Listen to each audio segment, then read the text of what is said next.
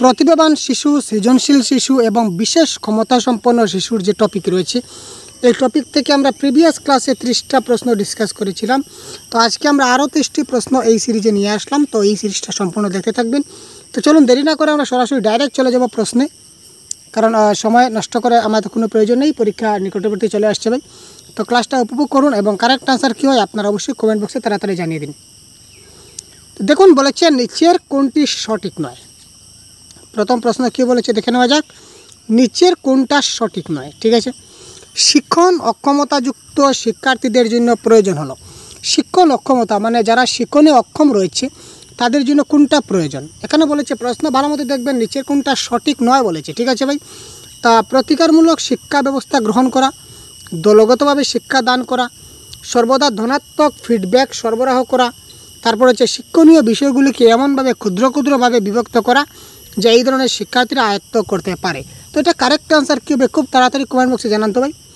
এটা মনে রাখবেন, নিচের কোনটা সঠিক নয় এটা দেখে কারেক্ট আনসার কমেন্ট বক্সে জানান কী হতে পারে।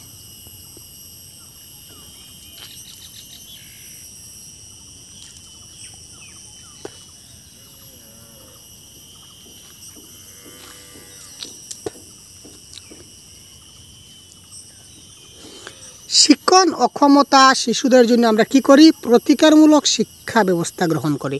অর্থাৎ যারা পারছে না, শিখতে পারছে না, তাদের জন্য আমরা রিমিডিয়াল টিচিংয়ের ব্যবস্থা করি। ঠিক আছে, সর্বদা তাদেরকে ধনাত্মক ফিডব্যাক দেওয়া হবে, কারণ তুমি পারবে, তোমার দ্বারা সব কিছু হবে। কখনো তাকে আমরা ঋণাত্মক বা নেগেটিভ আমরা কোনো কিছু করব না, তাকে সবসময় পজিটিভ ফিডব্যাক দেব। ঠিক আছে, তাকে উৎসাহ দেব। তারপর ক্ষুদ্র ক্ষুদ্র ভাগে বিভক্ত করব যা শিক্ষার্থীরা আয়ত্ত করতে পারে। একসঙ্গে অনেক কিছু শেখালে যদি শিখতে না পারে তাহলে ছোটো ছোটো ভাগে তাদেরকে আমরা শেখাবার চেষ্টা করব, ছোটো ছোটো পয়েন্ট দিয়ে। কিন্তু দলগতভাবে শিক্ষাদান আমরা করব না, কারণ শিক্ষণ অক্ষমতা শিশুরা যারা রয়েছে তাদেরকে পার্সোনালি ইন্ডিভিজুয়ালি তাকে এক এক করে আমাকে শেখাতে হবে। দলগতভাবে শেখালে তারা শিখতে পারবে না। তো এই ক্ষেত্রে সঠিক নয়, কারেক্ট অ্যান্সার হচ্ছে কি দলগতভাবে শিক্ষাদান is the right answer of question number this. নিচের কোনটি শিক্ষণে অক্ষম শিক্ষার্থীর বৈশিষ্ট্য নয়? শিক্ষণে যারা অক্ষম রয়েছে শিক্ষার্থী তাদের বৈশিষ্ট্য নয় কোনটি? তো এখান থেকে আমরা জানতে পারবেন যে কোনটা বৈশিষ্ট্য রয়েছে। দেখুন প্রথম প্রশ্ন কী বলেছে দেখি, প্রথম আমাদের অপশনে কী বলেছে দেখি। এদের মনোযোগের বিস্তার এবং মনোপ্রবেশ ক্ষমতা খুব বেশি হয়। এদের মধ্যে অস্থির চিত্ততা দেখা যায়। পঠনের সময় কোনো কোনো শব্দ এরা বাদ দেয়, আবার কোনো কোনো শব্দ এরা যুক্ত করে। এরা এদের সামর্থ্য অনুযায়ী পারদর্শিতা অর্জন করতে পারে না। তো শিক্ষণে অক্ষম শিক্ষার্থীর বৈশিষ্ট্য নয় কোনটি? এটার কারেক্ট অ্যান্সার কী হবে দেখুন তো। এটি মনোযোগের বিস্তার এবং মনোনিবেশ ক্ষমতা খুব বেশি হয়, এটা কারেক্ট। পঠনের সময় কোনো কোনো শব্দ এরা বাদ দেয়, আবার যেটা কঠিন শব্দ লাগে সেটা তারা বাদ দেবে, এটা কারেক্ট। তাদের নিজের যেটা সামর্থ্য আছে সামর্থ্য অনুযায়ী তারা পারদর্শিতা অর্জন করতে পারে না, কারণ কি? কারণ তারা অক্ষম। এই ক্ষেত্রে কারেক্ট আনসার তাদের মধ্যে অস্থির চিত্ততা দেখা যায় না। এখানে বলেছে অস্থির চিত্ততা দেখা যায়, তার মধ্যে এটা হবে কি বৈশিষ্ট্য নয়, অর্থাৎ option number B is the right answer. কোনটিতে বধির শিশু সাধারণ শিশু অপেক্ষা সবচেয়ে অধিক পিছিয়ে থাকে? নিচের এমন কোনটি রয়েছে যেখানে যারা বধির শিশু রয়েছে তারা কি করে? সাধারণ শিশু থেকে অনেক বেশি পিছিয়ে থাকে। এটার কারেক্ট আনসার কী হবে? বৌদ্ধিক বিকাশে, সামাজিক প্রাক্ষবিক বিকাশে, না ভাষার বিকাশে, না শিক্ষাগত পারদর্শিতায়? অর্থাৎ যারা অক্ষম শিশু রয়েছে, বধির শিশু রয়েছে, তারা সাধারণ শিশু থেকে অনেক বেশি পিছিয়ে থাকে। কোথায় পিছিয়ে থাকে? কারেক্ট আনসার কী হবে? এটা কারেক্ট আনসার যেহেতু হবে, এটা কারেক্ট আনসার কী হবে? ভাষার বিকাশে। তারা ল্যাঙ্গুয়েজ ডেভেলপমেন্ট করতে তারা কী করে? বধির শিশুরা অনেক পিছিয়ে থাকে সাধারণ শিশু অপেক্ষা। অক্ষমতা বলতে বোঝায় একজন ব্যক্তির অক্ষমতা বলতে কি বোঝায়? তার দৈহিক, মানসিক, মনস্তাত্ত্বিক, প্রাক্ষবিক এবং অন্যান্য অসম্পূর্ণতার কারণে তার সর্বোচ্চ ক্ষমতাকে সামাজিক এবং আর্থিক কার্যাবলীতে ব্যবহার করতে পারছে না। আইনগত অধিকারে বৃত্তি সংক্রান্ত বিশেষ সুযোগের অধিকারী, পারিবারিক, সামাজিক বা অন্যান্য বাহ্যিক কারণে তার ক্ষমতা অনুযায়ী সামাজিক ও অর্থনৈতিক কার্যাবলীতে অংশগ্রহণ করতে পারছে না, না উপরের সবগুলি? কোয়েশ্চেন নাম্বার 4 কারেক্ট আনসার কী হবে? তো আপনারা যত বেশি কমেন্ট করবেন তত আপনাদের যে কনফিডেন্স লেভেল সেটা হাই হবে এবং আপনারাও নিজে থেকে কারেক্ট আনসার কী হয় সেটা করতে পারবেন। সুতরাং কারেক্ট আনসার কী হয় খুব তাড়াতাড়ি কমেন্ট বক্সে জানান। এবার যারা অক্ষমতা বিভিন্ন ধরনের, এখানে কিন্তু পার্টিকুলার কোনো অক্ষমতা বলেনি, এখানে ডাইরেক্ট একটা টার্ম দিয়েছে অক্ষমতা, এখানে কিন্তু পার্টিকুলার কোনো কিছু বলে না। সুতরাং দৈহিক মানসিক অক্ষমতা সেটা হবে কারেক্ট। আইনগত অধিকারে বৃত্তি সংক্রান্ত বিশেষ, এটাও তারা অক্ষমতা বোঝাচ্ছে। পারিবারিক সামাজিক অর্থনৈতিক দিক দিয়ে তারা কি রয়েছে, করতে পারছে না, অক্ষম রয়েছে। সুতরাং উপরের সবগুলি ইজ দ্য রাইট অ্যান্সার। কোনটি শিখন অক্ষমদের বৈশিষ্ট্য নয়? শিখন অক্ষম মানে শিখতে গিয়ে অক্ষম, নিচের কোনটা বৈশিষ্ট্য নয়, মানে শিখতে পারছে না, এটার বৈশিষ্ট্য 3টা রয়েছে। তো তার মধ্যে বলেছে এখানে কোনটা নয় সেটা আমাদের বলতে হবে। কোয়েশ্চেন নাম্বার 5, বুদ্ধি এবং সাধারণ ক্ষমতার দিক কিছু কম হতে পারে এরা স্বাভাবিকের থেকে, অর্থাৎ বুদ্ধি বা সাধারণ ক্ষমতার দিক থেকে এরা কিছু কম হতে পারে কাদের থেকে? স্বাভাবিকের থেকে তারা কিছুটা কম হতে পারে। ঠিক আছে, এটা একটা বৈশিষ্ট্য হতে পারে। যারা শিশু অক্ষম তারা কিন্তু সাধারণ শিশুদের তুলনায় তারা একটু কম শিখতে পারবে। ঠিক আছে, এদের চিন্তা করার ক্ষমতা কম থাকবে। শিক্ষণ অক্ষম মানে তারা চিন্তা করার ক্ষমতা তাদের মধ্যে আলটিমেটলি কী রয়েছে, কম রয়েছে, তাই না? এরা অধীর চিত্ত হয়। ঠিক আছে, এটাও অস্থির চিত্ত, এটা আমরা মানলাম। সুতরাং এটা কারেক্ট আনসার হবে অপশন নাম্বার সি। অধিকাংশ ক্ষেত্রে এরা অন্তর্দৃষ্টির মাধ্যমে শেখে। শিক্ষণ অক্ষমতাযুক্ত শিক্ষার্থীদের শিক্ষার জন্য একজন শিক্ষকের ভূমিকা কী? শিক্ষণ অক্ষমতাযুক্ত যে সকল শিক্ষার্থী রয়েছে তাদের শিক্ষার ক্ষেত্রে একজন শিক্ষকের কী ভূমিকা রয়েছে সেটা আমরা দেখব। শিক্ষণ অক্ষমতা সম্পর্কে প্রাথমিক জ্ঞান অর্জন করা। প্রতিটি শিক্ষণ অক্ষমতাযুক্ত শিক্ষার্থীদের জন্য নির্দিষ্ট অক্ষমতা, যেমন পঠন অক্ষমতা, গাণিতিক অক্ষমতা ইত্যাদি দূরীকরণের মাত্রা স্থির করে আচরণ সংশোধনের কৌশল ব্যবহার করে সুফল পাওয়া সম্ভব। এই ধরনের শিক্ষার্থীদের নিরবিচ্ছিন্ন মূল্যায়নের দ্বারা উন্নতির পরিসর পর্যবেক্ষণ করে প্রয়োজনীয় ব্যবস্থা গ্রহণ করা। না উপরের সবগুলি, এই ক্ষেত্রে কোনটা হবে কারেক্ট আনসার?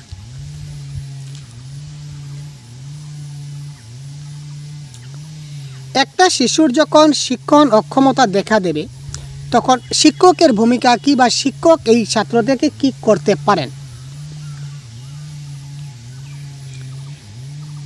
শিক্ষণ অক্ষমতা সম্পর্কে প্রাথমিক জ্ঞান অর্জন করতে হবে শিক্ষকের, যে তার কেন শিক্ষণ অক্ষমতা দেখা দিচ্ছে সেটার জ্ঞান শিক্ষকের জানতে হবে। তাকে ডায়াগনোস করতে হবে, তার একটা টেস্ট করতে হবে, ডায়াগনস্টিক টেস্ট যাকে বলা হয়, তার কারণ অনুসন্ধান করতে হবে। প্রতিটি শিশুর যে সকল বিষয়ে তারা অক্ষম রয়েছে, যেমন পঠন অক্ষমতা, গাণিতিক অক্ষমতা, এইগুলি সংশোধন করতে কী কী কৌশল অবলম্বন করতে হয় সেই সবগুলা কৌশল অবলম্বন করতে হবে। শিক্ষার্থীকে সিসি করতে হবে, নিরবিচ্ছিন্ন মূল্যায়নের মাধ্যমে তার কীভাবে উন্নতি করা যায় তার জন্য একটা ভালো ব্যবস্থা ওনাকে করতে হবে। সুতরাং উপরের সবগুলি অপশন নাম্বার ডি এক্ষেত্রে কারেক্ট আনসার। তারপর দেখি নিচের অভিজ্ঞাগুলির মধ্যে কোনগুলি শিখন অভিজ্ঞতা পরিমাপ করে। নিচের কয়েকটা অভিজ্ঞা দেওয়া আছে, অভিজ্ঞার মধ্যে কোনটা কি রয়েছে? শিখন অভিজ্ঞতা পরিমাপ করবে নিচের কোনটি? মেট্রোপলিটন অ্যাচিভমেন্ট অভিজ্ঞা, আলেকজান্ডার পাস এলং অভিজ্ঞা, স্ট্যানফোর্ড ডায়াগনস্টিক অ্যারিথমেটিক অভিজ্ঞা, কেবলমাত্র 1, কেবলমাত্র 2, কেবলমাত্র 3, না উপরের সবগুলি? এখান থেকে আপনারা অপশন বিবেচনা করবেন কারেক্ট আনসার কী হবে। অভিজ্ঞাগুলির মধ্যে কোনগুলা অভিজ্ঞা রয়েছে শিখন অক্ষমতা পরিমাপ করবে?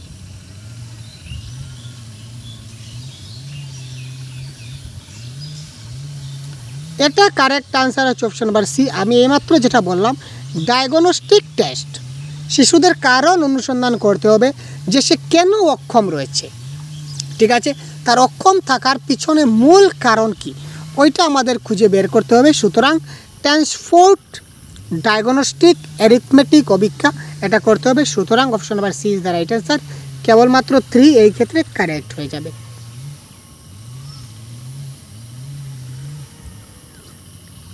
যে সমস্ত আন্তর্জাতিক সংস্থা অক্ষম ব্যক্তিদের অধিকার সংক্রান্ত বিভিন্ন ধরনের সিদ্ধান্ত গ্রহণ করেছেন তাদের মধ্যে উল্লেখযোগ্য হলো। দেখুন ভাই, বিভিন্ন আন্তর্জাতিক যে সংস্থা রয়েছে, কি কি আন্তর্জাতিক সংস্থা রয়েছে আপনারা দেখতে পাচ্ছেন অপশনে রয়েছে।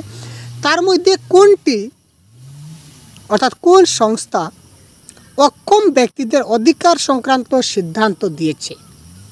তো এটা কারেক্ট আনসার কী হবে তাড়াতাড়ি কমেন্ট করুন। এই এই প্রশ্নটা আমরা প্রিভিয়াস যে ক্লাস দিয়েছিলাম এই ক্লাসও আমাদের এই প্রশ্নটা ছিল, এটা রিপিটেড প্রশ্ন। তো এটা কারেক্ট আনসার হবে বিশ্বব্যাংক, বিশ্ব স্বাস্থ্য সংস্থা, বিশ্বব্যাংক, ইউনেস্কো, অর্থাৎ উপরের সব কয়েকটি যে সংস্থা, সব কয়টি সংস্থায় একই কথা লেখা ছিল যে অক্ষম ব্যক্তিদেরকে বিশেষ সুযোগ সুবিধা দিতে হবে, তার জন্য বিভিন্ন সিদ্ধান্ত এই সংস্থাগুলো গ্রহণ করেছে। নিচের কোনটি সঠিক নয়? দেখুন নিচের কোনটি সঠিক নয়। শিক্ষণ অক্ষমতা সম্পন্ন শিক্ষার্থীদের পাঠদানের ক্ষেত্রে করণীয়গুলি হলো, অর্থাৎ শিক্ষণ যে সকল অক্ষমতা রয়েছে, যে সকল শিশুরা শিক্ষণ অক্ষমতা রয়েছে মানে তারা শিখতে পারছে না, সেই শিক্ষার্থীদের পাঠদানের সময় কী কী করণীয় রয়েছে। তো করণীয়গুলো আমরা দেখব এবং কোনটা করণীয় নয় সেটা আমাদের কারেক্ট আনসার হবে, কারণ বলেছে কোনটা সঠিক নয়। এদের জন্য সর্বদা বিশেষ শ্রেণী শিক্ষকের প্রয়োজন, একাধিকবার অনুশীলনের ব্যবস্থা করা প্রয়োজন, সাধারণ শিক্ষার্থীদের মতো বিনোদনমূলক ব্যবস্থা থাকা প্রয়োজন, অধিক সংখ্যক শিক্ষামূলক প্রদীপনের ব্যবস্থা করা প্রয়োজন। এটা অনেক সহজ প্রশ্ন, একটু টাফ নয়, একদম সহজ ইজি। আপনারা একটু ভাবুন এবং কারেক্ট আনসার কী হবে তাড়াতাড়ি বলুন তো। এটা কারেক্ট আনসার কী হতে পারে একটু আপনারা একটু ভেবে কারেক্ট আনসার কী হয় সেটা কমেন্ট বক্সে জানান তো ভাই, একটু ভেবে জানাবেন, ঠিক আছে। যারা শিক্ষণে অক্ষমতা রয়েছে, অর্থাৎ যারা শিক্ষণের ক্ষেত্রে যাদের সমস্যা রয়েছে, এই শিক্ষার্থীদের যখন আমরা পাঠদান করব তখন আমাদের করণীয় কী? প্রথমত দেখুন, অধিক সংখ্যক শিক্ষামূলক প্রদীপনের ব্যবস্থা করব, মানে যত বেশি আমরা টিএলএম ব্যবহার করে শিশুদেরকে শেখাবো তারা তত ভালো করে জিনিসটা শিখতে পারবে এবং বুঝতে পারবে। সাধারণ শিক্ষার্থীদের মতো তাদেরকে বিনোদনমূলক ব্যবস্থা থাকতে হবে, যাতে ক্লাস করে তারা আরাম পায়, মজা পায়, আনন্দ পায়, সেটা দেখতে হবে। একবার না পারিলে দেখো শতবার, পারিব না এ কথাটি বলিও না, আর একটা কবিতা রয়েছে, অর্থাৎ কি তাদেরকে একাধিকবার অনুশীলনের ব্যবস্থা করতে হবে। এই তিনোটা কিন্তু কারেক্ট, এই তিনোটা কিন্তু আমাদের করতে হবে, আমাদের করণীয়। যারা শিশু অক্ষম রয়েছে তাদের ক্ষেত্রে এই তিনটা আমাদের করতে হবে, কিন্তু করতে হবে না কোনটি? 1 নম্বর, এদের মধ্যে সর্বদা বিশেষ শ্রেণী শিক্ষকের প্রয়োজন। শুধুমাত্র বিশেষ শ্রেণী শিক্ষক যে সব কিছু 100% করে নেবেন আর বাকি শিক্ষকরা যে পারবেন না সেরকম কোনো কথা নয়। সুতরাং অপশন নাম্বার 1 এই ক্ষেত্রে কী হয়ে গেল? Correct answer. নেক্সট দেখুন, নিচের এখানে বলেছে নিচের কোনটা সঠিক নয়, এটাও নিচের কোনটা সঠিক নয়। দেখুন, মানসিক প্রতিবন্ধী বলতে কী বোঝায়? অর্থাৎ এখানে 4টা অপশন রয়েছে, তার মধ্যে 3টা রয়েছে কি মানসিক প্রতিবন্ধী বোঝাচ্ছে, একটা মানসিক প্রতিবন্ধী বোঝাচ্ছে না। সুতরাং অপশন নাম্বার 10 কী হবে? কোয়েশ্চেন নাম্বার 10 আমাদের কি হতে পারে? জন্মগত বা রোগজনিত অথবা আঘাতের কারণে 18 বছর বয়সের পূর্বে অসম্পূর্ণ যদি মানসিক বিকাশ হয় তখন আমরা তাকে মানসিক প্রতিবন্ধী বলতে পারি। যাদের বুদ্ধাঙ্ক 140 বা তার বেশি তাকে আমরা মানসিক প্রতিবন্ধী বলতে পারি। শৈশবে মস্তিষ্ক সংক্রান্ত রোগে আক্রান্ত হওয়ার কারণে মস্তিষ্কের বিকাশ ব্যাহত হয়, তাকে আমরা মানসিক প্রতিবন্ধী বলতে পারি। মানসিক বিকাশে এমন স্তরে উপনীত হয়েছে, অর্থাৎ তার মানসিক বিকাশটা এমন স্তরে উপনীত হয়েছে যার দ্বারা সামাজিক সে অভিযোজনে ব্যর্থ হয়েছে। তো এখানে কারেক্ট আনসার কোনটি হবে একটু বলুন তো, তাড়াতাড়ি কমেন্ট করবে, তাড়াতাড়ি কমেন্ট করবে। কী করছেন ভাই? তাড়াতাড়ি কমেন্ট করুন, খুব তাড়াতাড়ি কমেন্ট করুন। কারেক্ট আনসার কী হবে কমেন্ট বক্সে, কারেক্ট আনসার কী হবে তাড়াতাড়ি জানিয়ে দিন ভাই, আপনারা খুব তাড়াতাড়ি কমেন্ট করুন, ঠিক আছে ভাই। দেখুন, মানসিক প্রতিবন্ধী মানে আমরা বলি যাকে কী বলি? আমরা সাধারণ বলি পাগল বা পাগলের কাছাকাছি, তাই না ভাই? পাগলের কাছাকাছি বা পাগল, তো আমরা কী বলি? মানসিক প্রতিবন্ধী, ঠিক আছে। অর্থাৎ এক কথা, যার ব্রেইনে আঘাত পেয়েছে, মানসিক সংক্রান্ত আঘাত পেয়েছে, ঠিক আছে। শুধুমাত্র ব্রেইন নয়, বিভিন্ন কারণে তার মানসিক আঘাত লাগতে পারে, ঠিক আছে। যাই হোক, তো দেখুন, জন্মগত বা রোগজনিত কিংবা আঘাতের কারণে যদি 18 বছর বয়সের পূর্বে অসম্পূর্ণ মানসিক বিকাশ হয় তাকে আমরা, অর্থাৎ মানসিক বিকাশটা সম্পূর্ণ হয় না, তখন আমরা তাকে বলবো মানসিক প্রতিবন্ধী। 1 নম্বরটা কারেক্ট। শৈশবে যদি মস্তিষ্কে কোনো আক্রান্ত হয়ে যায় তখন তার মস্তিষ্কের বিকাশ ব্যাহত হয়, অর্থাৎ কি মস্তিষ্কের বিকাশটা 100% হয় না, তখন তাকে মানসিক প্রতিবন্ধী বলি, এটাও কারেক্ট।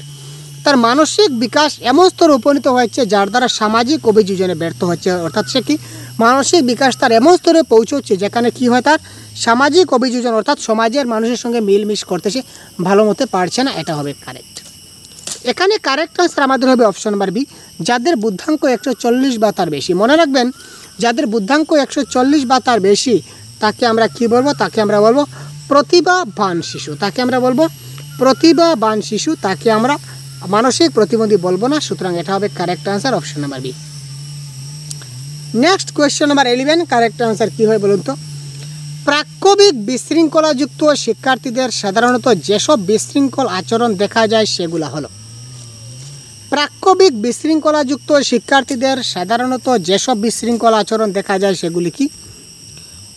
অবাধ্যতা এবং একগুঁয়েমি, আক্রমণধর্মিতা, বদমেজাজ, না উপরের সবগুলি? তো দেখুন, কোনো শিশু যদি প্রাক্কবিকভাবে বিশৃঙ্খল হয়ে যায় তবে তার ক্ষেত্রে সবগুলি কিন্তু দেখা যায়। তার মধ্যে অবাধ্যতা থাকবে, একগুঁয়েমি থাকবে, আক্রমণধর্মিতা থাকবে, বদমেজাজ থাকবে, অর্থাৎ উপরের সবগুলি হবে কারেক্ট অ্যান্সার। দেখুন, লিখন শিখনে ত্রুটি সংশোধনের ক্ষেত্রে শিক্ষকের করণীয় কী? কোয়েশ্চন নাম্বার 12, কারেক্ট আনসার কি হতে পারে? তাড়াতাড়ি কমেন্ট করুন তো। কোয়েশ্চন নাম্বার 12 আমরা দেখছি।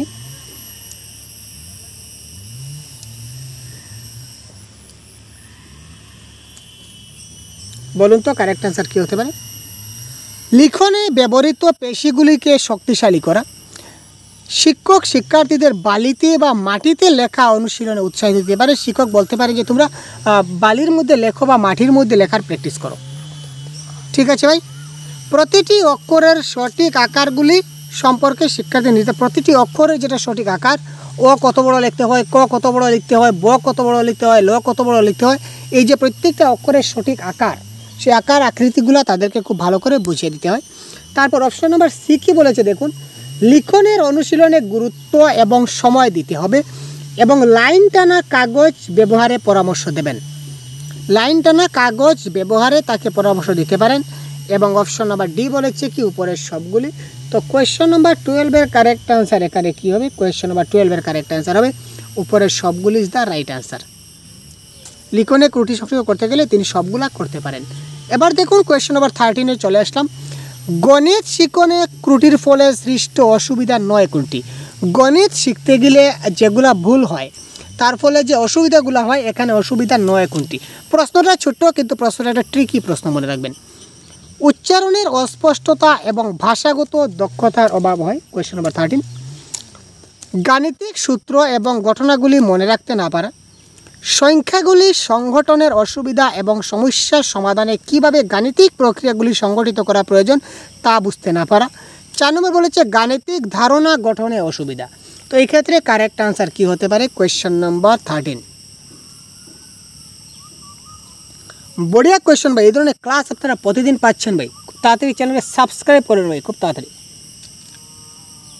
কারণ সিটেট পরীক্ষার বাংলা ভাষার সম্পূর্ণ কোর্স আপনারা এই চ্যানেলে পেয়ে যাবেন।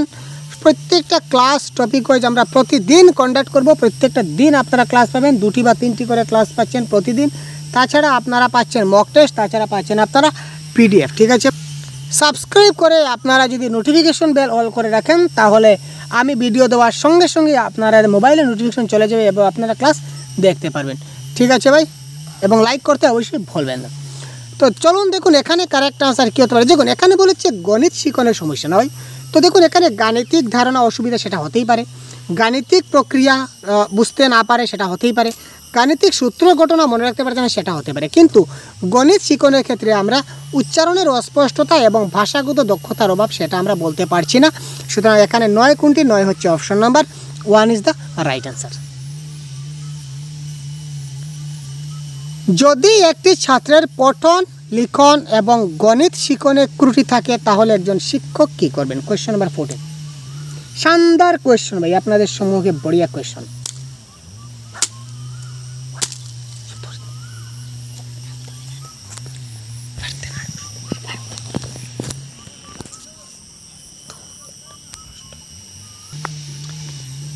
যদি একজন ছাত্রের পঠন, লিখন এবং গণিত শিখনে ত্রুটি থাকে তাহলে একজন শিক্ষক কী করবেন দেখে নেওয়া যাক।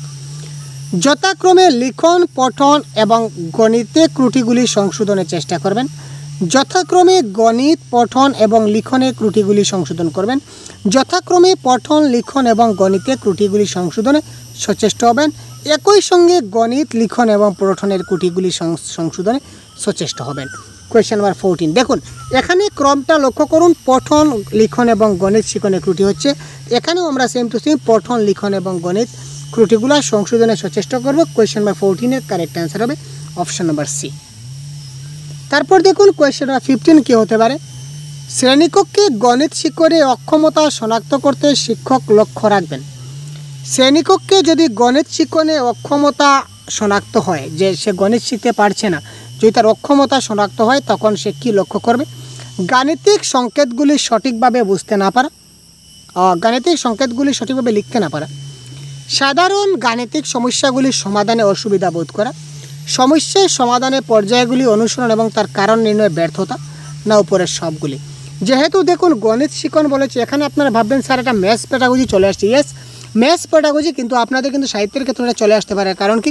কারণ এখানে আমরা কোন টপিক নিয়ে আলোচনা করছি? অক্ষমতার টপিক নিয়ে আলোচনা করছি, তাই না? তো বিশেষভাবে শিক্ষার্থী যারা রয়েছে, অক্ষম শিক্ষার্থী রয়েছে, এই টপিক থেকে গণিত শিক্ষণ, ভাষা শিক্ষণ, তারপর বিজ্ঞান শিক্ষণ, বিভিন্ন ধরনের শিক্ষণ আপনাদের আসতে পারে। সেটা নিয়ে বা প্রথম ভাষা শিক্ষণ, দ্বিতীয় ভাষা শিক্ষণ আসতে পারে, সেখানে কোনো সমস্যা নেই। একটু বুঝে কারেক্ট অ্যান্সারটা করবেন। তো এখানে কারেক্ট অ্যান্সার হবে উপরের সবগুলি। কেননা গণিত শিক্ষণে অক্ষমতা, তার মানে গাণিতিক সংকেত বুঝতে পারছে না, লিখতে পারছে না। সাধারণ গাণিতিক সমস্যা সমাধান করতে অসুবিধা বোধ পারছে না। সমস্যার সমাধানের পর্যায়গুলো অনুসরণ করতে পারছে না, কারণ নির্ণয় করতে ব্যর্থতা হচ্ছে। সুতরাং অপশন নাম্বার ডি উপরের সবগুলি হবে কারেক্ট অ্যান্সার। তারপর দেখুন কোয়েশ্চন নাম্বার 16 কারেক্ট অ্যান্সার কী বলেছি। তো কোয়েশ্চন নাম্বার 16 আমরা দেখি, পঠনে ত্রুটি হলে লিখন শিখনে অসুবিধা হয়। লিখনে ত্রুটি হলে পঠন এবং গণিত শিখনে অসুবিধা হয়। পঠন, লিখন এবং গণিত শিখনের ত্রুটি পরস্পর নিরপেক্ষ। পঠন, লিখন এবং গণিত শিখনের ত্রুটি পরস্পর সম্পর্কিত। এখানে একটু ভাবুন, কারেক্ট অ্যান্সার এখান থেকে দেবেন কোনটা কারেক্ট অ্যান্সার, ABCD। কোন দুইটা সঠিক? এখানে জোড়া জোড়া দিয়েছে, দুইটা দিয়েছে। তো এবার আমাদের বলতে হবে কোন দুটা সঠিক হয়েছে।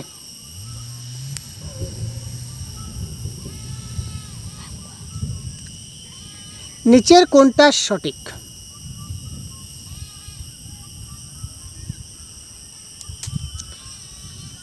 দেখুন, পঠনে যদি ত্রুটি হয় তাহলে লিখনে অসুবিধা হবে। সে যদি পড়তে তার অসুবিধা হয় তাহলে কিন্তু লিখতে অসুবিধা হবে, সেটা কিন্তু কারেক্ট।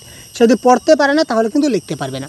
আর লিখনে ভুল হলে সে যে পড়তে পারবে না তেমন কোনো কথা নয়, সেটা অসুবিধা নাও হতে পারে, সেটা আমরা ক্যান্সেল করলাম। পঠন, লিখন এবং গণিত শিখনের ত্রুটি পরস্পর নিরপেক্ষ। সে হয়তো পড়তে পারছে কিন্তু লিখতে পারছে না, সেটা নিরপেক্ষ কী করে হবে সেটাও আমরা বলতে পারছি না। পঠন, লিখন এবং গণিত শিখনের ত্রুটি পরস্পর একটার সঙ্গে একটা রিলেটেড রয়েছে, সেটা আমরা অবশ্যই বলতে পারি। সুতরাং option number B is the right answer 1 and 4। তারপর দেখুন, গণিত শিখনে ত্রুটি সংশোধনে শিক্ষক নিম্নলিখিত পদ্ধতি অবলম্বন করবেন। একটা শিশুর যদি গণিত শিখনে সংশোধন হয় তো সেই সংশোধনটা তিনি কিভাবে সমস্যা করবেন, কোন পদ্ধতি অবলম্বন করেন? কারেক্ট অ্যান্সার কী হবে? কোয়েশ্চেন নাম্বার 17 কারেক্ট অ্যান্সার কোনটি হবে? খুব তাড়াতাড়ি কমেন্ট করুন তো ভাই।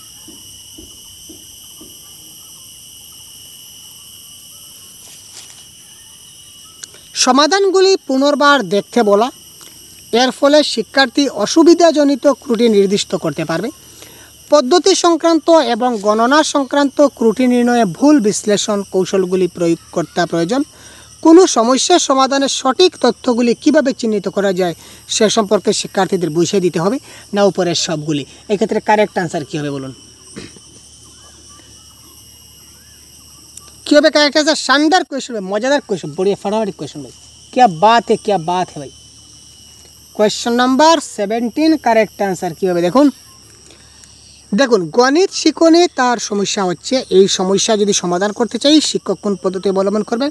সমস্যাগুলো তিনি বারবার তাকে দেখতে বলবেন এবং যেখানে অসুবিধা হচ্ছে যেখানে সমস্যা হচ্ছে সেই সমস্যাটা সমাধান করার চেষ্টা করবেন। 100% কারেক্ট। পদ্ধতি সংক্রান্ত এবং গণনা সংক্রান্ত যদি ত্রুটি নিয়ে ভুল বিশ্লেষণ হয় তাহলে তার কৌশলগুলো প্রয়োগ করা প্রয়োজন, যে কোন কৌশলগুলো অ্যাপ্লাই করলে আমাদের সেই ভুলগুলো সংশোধন হবে, এটাও আমাদের দেখতে হবে। কোনো সমস্যার সমাধানে যদি সঠিক তথ্যগুলি চিহ্নিত করা, কিভাবে চিহ্নিত করা যায় তা শিক্ষার্থীদের বুঝিয়ে দিতে হবে। যে কোথায় ভুল হয়েছে সেটা আমরা কী করে বুঝবো, সেটা যদি শিক্ষার্থীরা জানে তাহলে সে পরবর্তী সময় ভুল করবে না, এটাও কারেক্ট। সুতরাং উপরের সবগুলি ইজ দ্য রাইট অ্যান্সার। নিচের কোনটি অটিজমের লক্ষণ নয়? দেখুন, অটিজম থেকে প্রশ্ন আসছে, বেশ গুরুত্বপূর্ণ প্রশ্ন। অটিজম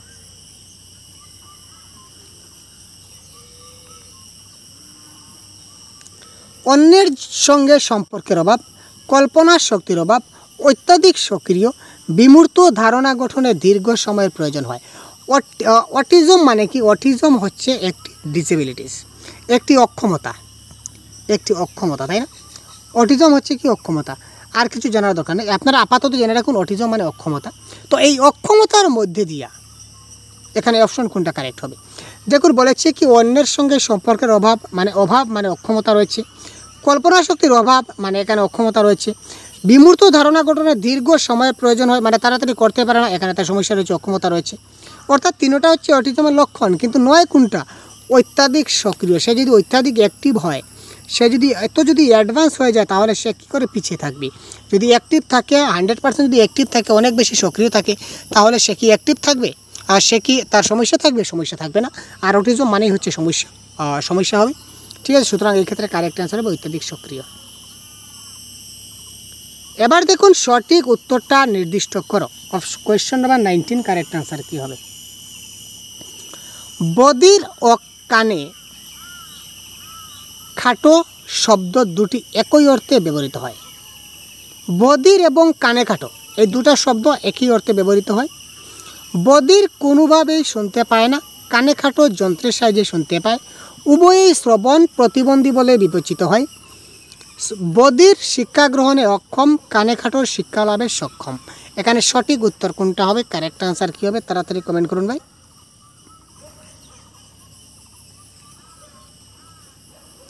এখানে কারেক্ট আনসার হবে উভয়ই শ্রবণ প্রতিবন্ধী। কেউ যদি বদির হয় বা কানে খাটো হয়, দুটাই কিন্তু কী বলবো আমরা?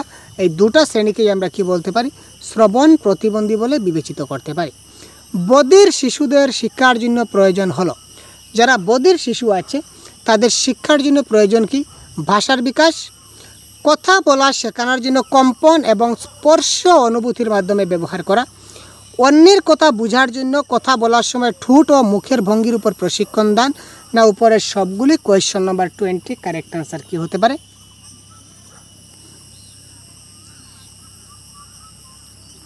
বধির মানে কি? আমরা এইমাত্র দেখলাম যে বধির মানে কি? কানে কম শুনছে, তাই না? তো তাদের জন্য আমরা শিক্ষার ক্ষেত্রে কি প্রয়োজন? ভাষার বিকাশ ডেভেলপ করতে হবে। তাই এটা কানে শুনছে না কিন্তু মুখে তো বলতে পারবে ভাই। কানে শুনছে না ঠিক আছে, মুখে তো বলতে পারবে। তো মুখে বলতে পারবে, ভাষার বিকাশ করতে পারবে। কথা বলা শেখানোর জন্য তাকে আমরা কম্পন বা স্পর্শ অনুভূতির ব্যবহার করতে পারি।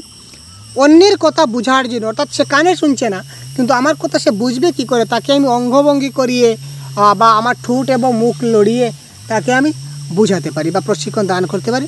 সুতরাং উপরে সবগুলি option number 20 is the right answer. তারপর দেখে নেওয়া যাক কোয়েশ্চন নাম্বার 21 কি বলেছে ভাই। মেলিয়াস, ইনকাস এবং স্টেপিস অস্থি সেটা কি? সেটা কোথায় অবস্থিত থাকে? মেলিয়াস বলুন, ইনকাস বলুন এবং স্টেপিস অস্থি সেটা বহিঃকর্ণে, মধ্যকর্ণে, না মস্তিষ্কের শ্রবণ কর্ণে, না অন্তঃকর্ণে? সেটা আপনাদের জানার খুব প্রয়োজন আছে ভাই, সেটা আমরা অনেকে জানি না। Question number 21।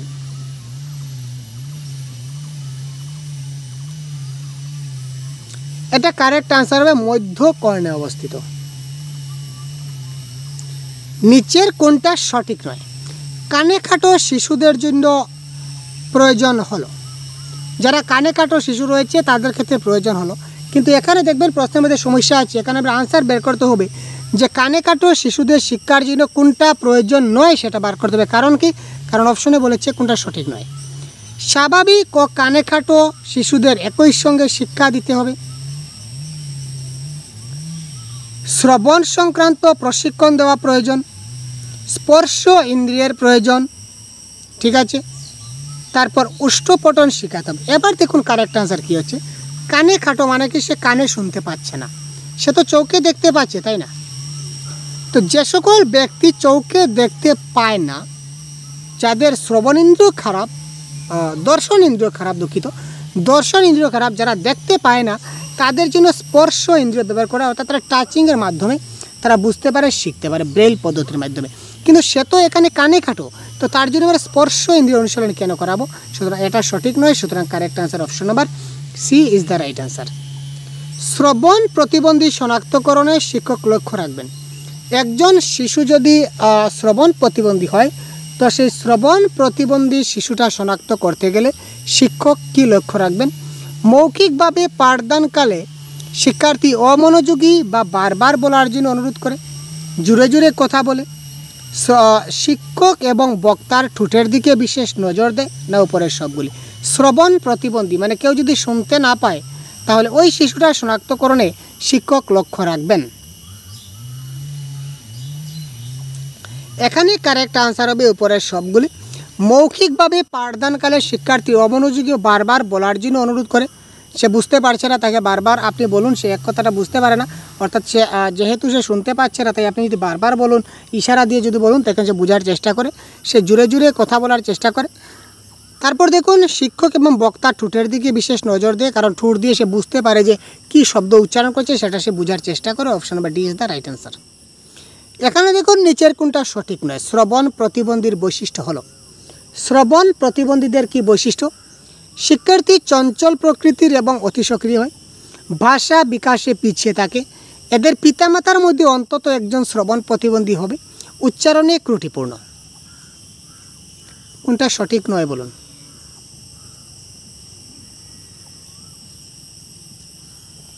শ্রবণ প্রতিবন্ধীর বৈশিষ্ট্য নয় কোনটি? শ্রবণ প্রতিবন্ধী যারা রয়েছে সেই সকল শিক্ষার্থী চঞ্চল প্রকৃতির হয় এবং অতি সক্রিয় হয়, আমি মানলাম। ভাষা বিকাশে তারা পিছিয়ে থাকে, শ্রবণ করতে পারছে না, আলটিমেটলি তো শুনতে পারছে না, ভালো করে বুঝতে পারছে না, ভাই ভাষা বিকাশে তো পিছিয়ে থাকবেই, সাধারণ কথা। উচ্চারণে ত্রুটি থাকবে, ভালো করে শুনতে পারছে না তো উচ্চারণ কী করে করবে? আমরা যত ভালো করে শুনবো তত ভালো করে বলবো, ঠিক আছে? অর্থাৎ যত ভালো লিসেনিং করবো তত ভালো স্পিকিং করতে পারবো, সোজা কথা। কিন্তু তার মা বাবার মধ্যে একজন যে শ্রবণ প্রতিবন্ধী হতেই হবে সেরকম কিন্তু কথা নয়। এমন কেস দেখেছি যার পরিবারে কেউ শ্রবণ প্রতিবন্ধী নয় কিন্তু শিশুটা শ্রবণ প্রতিবন্ধী জন্ম লাভ করেছে। সুতরাং এটা যে কম্পালসারি হতে হবে সেরকম কোনো কথা নয়। সুতরাং option number C is the right answer. আচ্ছা, ডেসিমলের প্রেক্ষিতে বধির এবং কানে খাটের মধ্যে পার্থক্য কী? দেখুন, শব্দ মাপার যেটা একক তাকে বলা হয় ডেসিবল। তো সেই ডেসিবলের প্রেক্ষিতে বধির এবং কানে খাটের মধ্যে একটা পার্থক্য রয়েছে। পার্থক্যটা কি? Question number 25। বধিরের শ্রবণ ক্ষমতা সাধারণত 80 ডিবি অর্থাৎ 80 ডেসিবল এবং কানে খাটোর শ্রবণ ক্ষমতা থাকে 79 ডিবির মধ্যে। বধিরের শ্রবণ ক্ষমতা সাধারণত 75 ডেসিবল এবং কানে খাটোর শ্রবণ ক্ষমতা 35 ডেসিবল থেকে 74 ডেসিবলের মধ্যে। বধিরের শ্রবণ ক্ষমতা সাধারণত 60 ডেসিবলের মধ্যে এবং কানে খাটোর শ্রবণ ক্ষমতা থাকে 35 ডেসিবেল থেকে 59 ডেসিবেলের মধ্যে। অপশন নাম্বার ডি উপরে কোনোটি শুদ্ধ নয়। তো এই ক্ষেত্রে কারেক্ট আনসার কোনটি? 25। আপনারা জেনে রাখুন যে বধির এবং কানে খাটো যে দুই ধরনের ব্যক্তি রয়েছে, এই দুজন ব্যক্তি কিন্তু কানে শুনতে পায় না, কিন্তু যারা বধির রয়েছে তারা সাধারণত তাদের শ্রবণ ক্ষমতা থাকে 80 ডেসিবল, আর যারা কানে খাটো রয়েছে তাদের শ্রবণ ক্ষমতা থাকে 79 ডিবির মধ্যে, ঠিক আছে? একটু কম থাকে, যারা কানে খাটো রয়েছে তাদের শ্রবণ ক্ষমতা একটু কম থাকে, আর যারা বধির তাদের শ্রবণ ক্ষমতা এই কানে খাটোর তুলনায় একটু বেশি থাকে। এই পয়েন্টটা ভালো করে ক্লিয়ার নোট ডাউন করবেন। শ্রবণ প্রতিবন্ধীদের শিক্ষায় শিক্ষকের ভূমিকা হলো, শ্রবণ প্রতিবন্ধী যারা রয়েছে তাদের শিক্ষায় শিক্ষকের ভূমিকা কি? শ্রেণীকক্ষে যদি কানে খাটো বা বধিরতার লক্ষণযুক্ত কোনো শিক্ষার্থী শিক্ষকের নজরে আসে তাহলে অবিলম্বে তার অভিভাবককে জানাবেন যে আপনার সেই শিশুটা বা আপনার সেই বাচ্চাটা কি হচ্ছে ভাই, সে কানে খাটো বা বধিরতার লক্ষণে দেখা দিচ্ছে। Question number 26। এই ধরনের শিক্ষার্থীকে সামনের বেঞ্চে বসানো। বোর্ডে লেখার সময় শিক্ষক জোরে জোরে উচ্চারণ করবেন, পাঠদানের সময় যতটা সম্ভব অর্থপূর্ণ অঙ্কিভঙ্গি করবেন। উপরের সবগুলি কারেক্ট অ্যান্সার কি বলুন? 100% কারেক্ট অ্যান্সার হচ্ছে অপশন নাম্বার ডি। শ্রেণীকক্ষে যদি কানে খাটো এবং বধিরতার লক্ষণযুক্ত কোনো শিক্ষার্থী শিক্ষকের নজরে আসে তখন তাকে তার অভিভাবককে জানাতে হবে। এই ধরনের শিক্ষার্থীকে সামনের বেঞ্চে বসাতে হবে। বোর্ডে লেখার সময় শিক্ষক জোরে জোরে উচ্চারণ করবেন এবং পাঠদানের সময় অঙ্গি ভঙ্গির মাধ্যমে তিনি বুঝাবেন, যাতে করে যারা কানে শুনতে পাচ্ছে না তারাও যদি সেই অঙ্গি ভঙ্গির মাধ্যমে কিছুটা বুঝে নিতে পারে। Option number D is the right answer. Next, শ্রবণ প্রতিবন্ধীদের শিক্ষায় সমন্বয়করণ পদ্ধতি ব্যবহারে সাধারণ কর্তৃপক্ষের ভূমিকা হলো। যারা শ্রবণ প্রতিবন্ধীর যারা শিক্ষায় সমন্বয়করণ রয়েছে তাদের পদ্ধতি ব্যবহারে বিদ্যালয় কর্তৃপক্ষের ভূমিকা কী? শ্রবণ প্রতিবন্ধী যারা রয়েছে তাদের ক্ষেত্রে বিদ্যালয় কর্তৃপক্ষের কী ভূমিকা রয়েছে? Question number 27।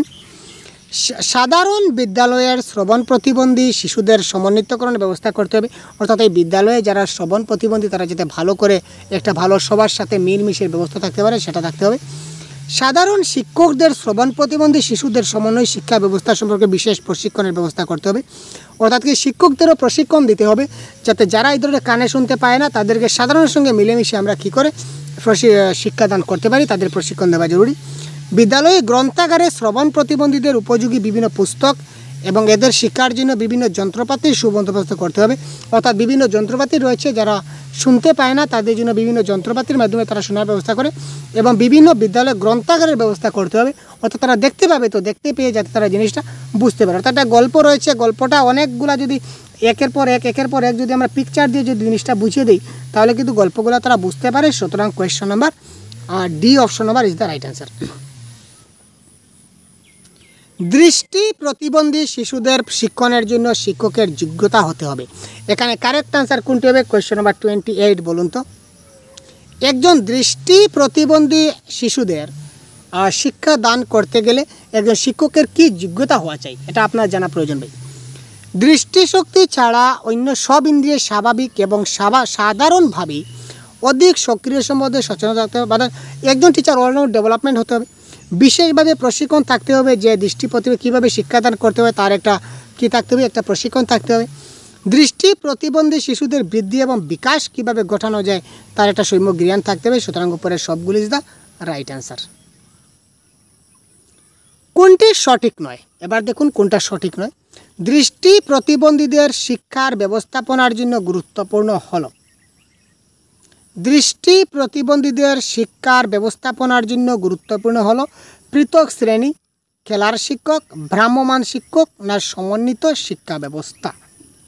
Question number 29। দৃষ্টি প্রতিবন্ধী যারা দেখতে পায় না তাদের সঙ্গে শিক্ষক সকলের সঙ্গে তিনি খেলাধুলা কি করে করবেন? তো এটা সঠিক নয়, কারেক্ট আনসার হচ্ছে কি খেলার শিক্ষক। তাদের ক্ষেত্রে তিনি শিক্ষক পৃথক শ্রেণী নিতে পারেন, ভ্রাম্যমাণ শিক্ষক হতে পারেন, সমন্বিত শিক্ষা ব্যবস্থা হতে পারে, কিন্তু খেলার শিক্ষক এখানে হতে পারে না। দৃষ্টি প্রতিবন্ধী শিশুদের শিক্ষা দানের ক্ষেত্রে সাধারণ শিক্ষকদের ভূমিকা হলো, যারা দৃষ্টি প্রতিবন্ধী শিশু রয়েছে তাদের শিক্ষাদানের ক্ষেত্রে সাধারণ শিক্ষকদের কী ভূমিকা? সাধারণ বিদ্যালয়ে স্বাভাবিক শিশুদের পাশাপাশি দৃষ্টি প্রতিবন্ধী শিশুদের ভর্তির দায়িত্ব নিতে হবে। দৃষ্টি প্রতিবন্ধী শিশুদের শিক্ষায় বিশেষজ্ঞের সাহায্য নিতে হবে। শিক্ষককে স্বাভাবিক এবং দৃষ্টি প্রতিবন্ধী উভয় প্রকার শিক্ষার্থীর সঙ্গে সমান ব্যবহার করতে হবে না উপরের সবগুলি ইজ দ্য রাইট অ্যান্সার। দেখুন এই ক্ষেত্রে একটা কথা বলে রাখি, বিশেষজ্ঞ আমরা প্যাডাগজির ক্লাসে সবসময় বলে রাখি যে কোনো বিশেষজ্ঞ আমাদের প্যাডাগজির ভাষায় নেগেটিভ, বিশেষজ্ঞ, ঠিক আছে? আমরা কোনো একজন বিশেষজ্ঞ দিয়ে ক্লাস দান করাবো বা একজন বিশেষজ্ঞ স্পেশাল ক্লাস, স্পেশাল টিচিং বা স্পেশাল টিচার আমরা নিয়োগ করবো না। কিন্তু যদি প্রতিবন্ধী শিশু হয়, যদি হ্যান্ডিক্যাপ শিশু হয় বা অক্ষমতা শিশু হয় তবে তাদের জন্য কিন্তু বিশেষজ্ঞের প্রয়োজন আছে। এই ক্ষেত্রে কিন্তু যদি প্রতিবন্ধী শিশু হয় তো এই ক্ষেত্রে বিশেষজ্ঞটা পজিটিভ ওয়ার্ড হবে, আদারওয়াইজ নর্মাল ক্লাসরুমে যদি প্রতিবন্ধী না হয় তাহলে বিশেষজ্ঞ হবে নেগেটিভ ওয়ার্ড। তো এই ক্ষেত্রে দৃষ্টি প্রতিবন্ধী শিশুদের শিক্ষায় বিশেষজ্ঞের সাহায্য নিতে হবে। তো দৃষ্টি প্রতিবন্ধী শিশুদের স্কুলে ভর্তি দায়িত্ব দিতে হবে, তাদের ক্ষেত্রে সমান ব্যবহার করতে হবে। সুতরাং উপরের সবগুলি ইজ দ্য রাইট অ্যান্সার। তো এই ছিল আজকের ক্লাসের সম্পূর্ণ আনসার কি দেখতে পাচ্ছেন। এই সবগুলো ক্লাসের পিডিএফ, যে ক্লাস পিডিএফ দেখালাম, যে পিডিএফ দিয়ে ক্লাস করছি, এই সবগুলা ক্লাস এবং সবগুলা ক্লাসের পিডিএফ এবং 50+ মক টেস্ট আপনারা আমাদের এই চ্যানেলে পেয়ে যাচ্ছেন। তো যদি এই চ্যানেলে এক্ষণে আমাদের সঙ্গে সংযুক্ত না হন তাহলে আমাদের পেইড ভার্সন হোয়াটসঅ্যাপ গ্রুপে জয়েন হয়ে যেতে পারেন। এখানে আমরা সবগুলা পিডিএফ প্রোভাইড করে থাকি সবগুলা ক্লাসের, তাছাড়া বিভিন্ন মক টেস্ট দিয়ে থাকি, গুরুত্বপূর্ণ প্রশ্ন আমরা আলোচনা করে থাকি। আপনাদের যে সমস্ত ডাউট থাকে সেটা আমরা ডাইরেক্টলি সরাসরি আমরা সেগুলো সমস্যার সমাধান করার চেষ্টা করি। তো ভালো থাকবেন, সুস্থ থাকবেন। পরবর্তী ক্লাসে আবার একবার কথা বলছি অন্য একটা টপিক নিয়ে। ততক্ষণ ভালো থাকবেন। জয় হিন্দ। আমাদের সাথে থাকবেন।